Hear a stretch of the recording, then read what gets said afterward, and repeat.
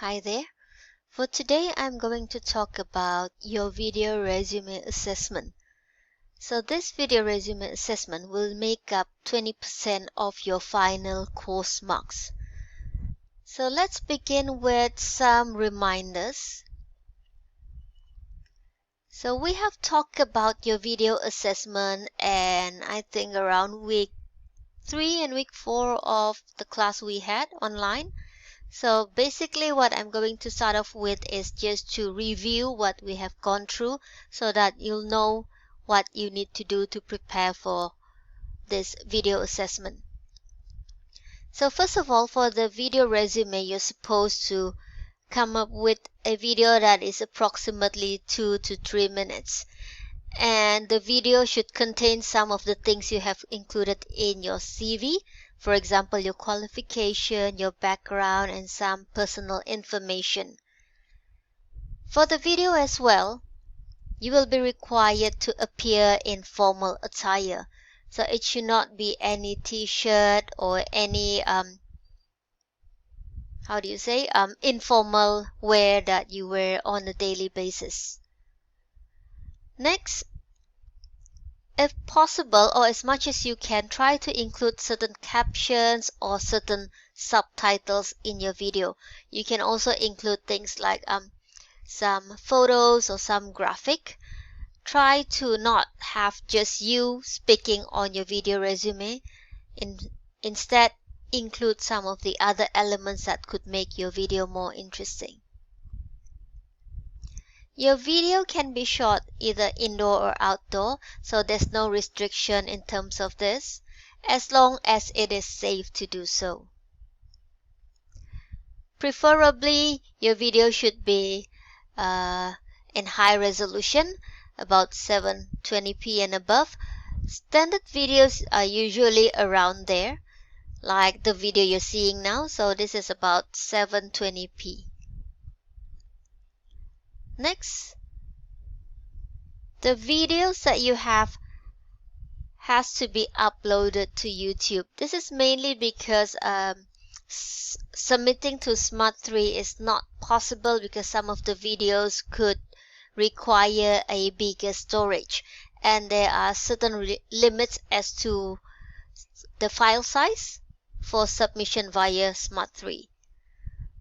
However, after submitting or uploading your video to YouTube, you will still need to provide your link in Smart 3 so that I'll be able to access to the link and then go to your video on YouTube. Okay, next we will look at the assessment criteria. So you'll be judged based on a few elements. There are mainly 5 main ones. The first one is in terms of your content and organization. We will be looking also at your delivery, the language you use, of course, your video, as well as the overall success of your visume or your video resume. So let's begin with the first one, which is the content and organization. This makes up 20 marks or 20% of this total assessment. So for this, we will be looking at whether you have appropriate introduction. This refers to introduction of yourself in that video, as well as introduction to your topic, to your content, mainly referring to the job position that you're applying for. And then we will have whether you will have sufficient main points or whether you have included sufficient main points in your video for it to be approximately 2 to 3 minutes long.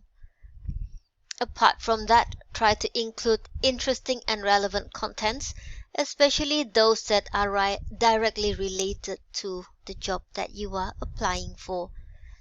And finally, the presentation of your points should be organized and clear.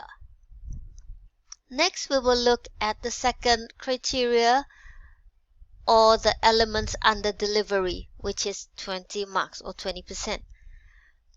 So first of all, your video should be able to hold audience attention. That's why rather than just you speaking like that, it would be good if you could include other elements within that visume, mainly to attract your employers. Next, it is also important for you to use maybe good microphone, because you will be judged based on your vocal presentation of yourself as well, whether your volume, your pitch, your rate, and your pauses, those are used appropriately. So there are certain areas whereby you need to pause, there are certain areas whereby you need to speak louder perhaps. So these should be taken into consideration. Next, as usual, your nonverbal communication will also be included in the assessment. As usual, these include eye contact, gestures, expressions, postures, mannerism, things like that. And finally, it's also important for you to be able to speak as naturally as possible, meaning you are not reading from your notes, because this will show whether you have or do not have the knowledge of your job area. So that would be under knowledge of the materials.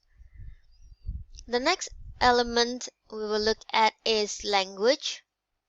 So language is made up of the spoken language size, your vocabulary, if you have used appropriate words, and then it also includes the fluency as well as the accuracy of your delivery. So did you have a lot of ooh ah, things like that? So those will actually affect your marks. As much as you can, try to practice beforehand. If you recall, we talked about preparing a script for your video resume. So that is a great idea for you to practice, especially in terms of increasing your fluency and improving your accuracy of your delivery. And then we have the usual pronunciation, enunciation, audibility, and clarity. So if you're not using a wireless mic, make sure your voice is projected strong enough, loud enough for us to hear. And finally, grammar comes under language as well. In terms of your video, we will also be looking at it from a few points of view. Since this is a video resume, your video will be judged based on the quality of your video. We are not concerned with whether you have 4K or 5K quality, as long as the quality of video is reasonable for use in actual workplace setting. So if you are really applying for a job, is the quality of your video good enough? So it's not only the visual quality, but it's also overall quality of the production of your video. So in terms of your sound as well, and if you include music, make sure you include them appropriately. Any music or background music should not cover your voice, because keep in mind, your voice or you should be the highlight. You should be featured and you should be spotlighted. If you include any visual aids, for example, you might have subtitles, you might have some photos, or you might have some captions here and there. Make sure they are spelled correctly using appropriate grammar. And then we have the creativity of your video. So this looks at the variety, like I mentioned previously. Make sure it's not just you with nothing and you just speaking 2 to 3 minutes, because that would be, how should I say, maybe not boring, but maybe a bit dull compared to other applicants who send in more creative videos. So try to use a mix of audio, video, as well as photos and text in your visume. And finally, the last criteria is the overall success of your video resume.